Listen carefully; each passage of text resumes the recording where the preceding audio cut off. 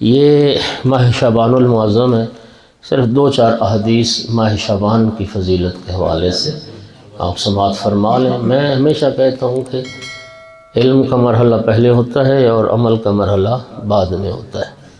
اللہ تعالی ہمیں عمل کی توفیق دے، اس امید کے ساتھ بس یہ 4 احادیث سن لیں۔ ایک صلوات سارے بلند آواز سے۔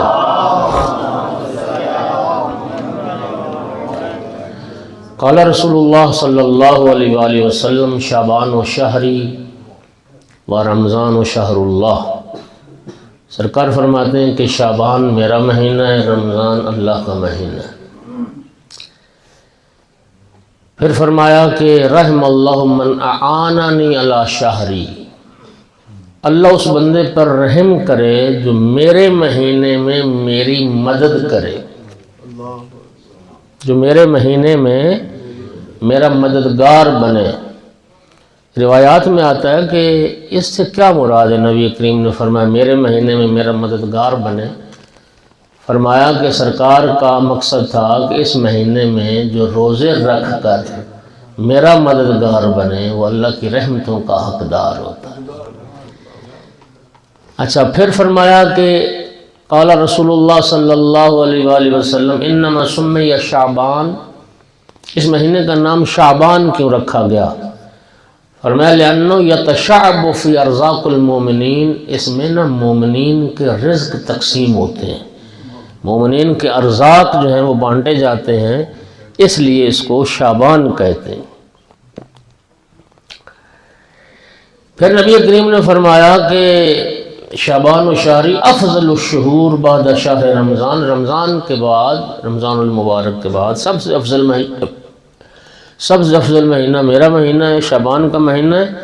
من صام فیہ یوما کنت شفیعہ یوم القیامہ، جو ایک روزہ شعبان میں رکھے گا، رسول اللہ فرماتے ہیں میں قیامت کے دن اس کی شفاعت کروں، میں اس کی شفاعت کروں گا۔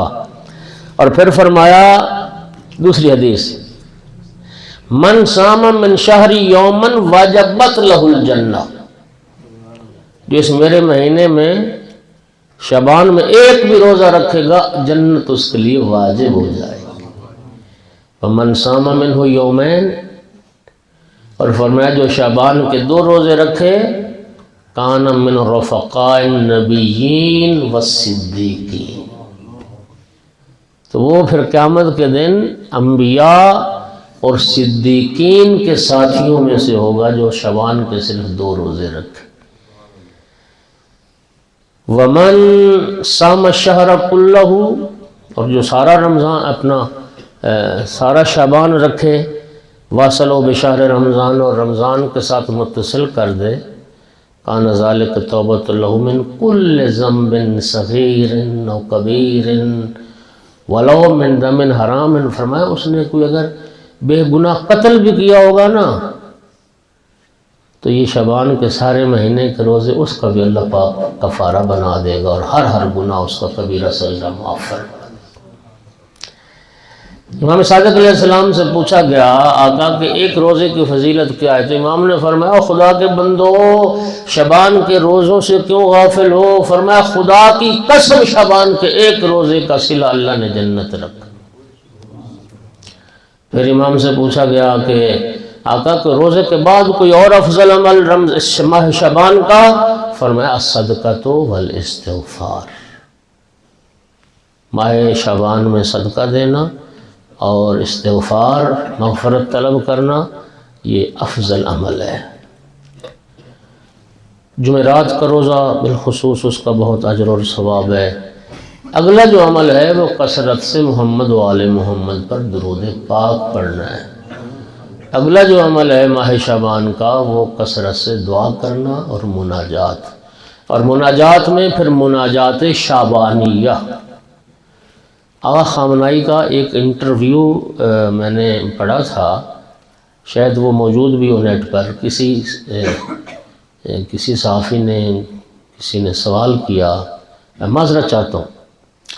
آغا خامنائی فرماتے میں نے امام خمینی سے پوچھا تھا کہ آپ نے جو اتنا بڑا انقلاب پیدا کر دیا، 1000 سالہ شہنشاہی نظام کو جوتے کی نوک پر اڑا دیا، تو یہ کامیابی اتنی بڑی حاصل کیسے ہوئی؟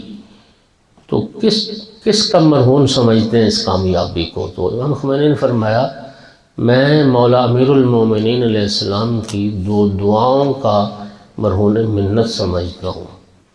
یہ انقلاب ایران کی کامیابی 2 دعائیں، اور دونوں مولا امیر المومنین علیہ السلام سے مروی، ایک دعائے کمیل اور دوسری مناجات شعبانیہ، یہ بھی مولا امیر المومنین علیہ السلام کی دعا ہے۔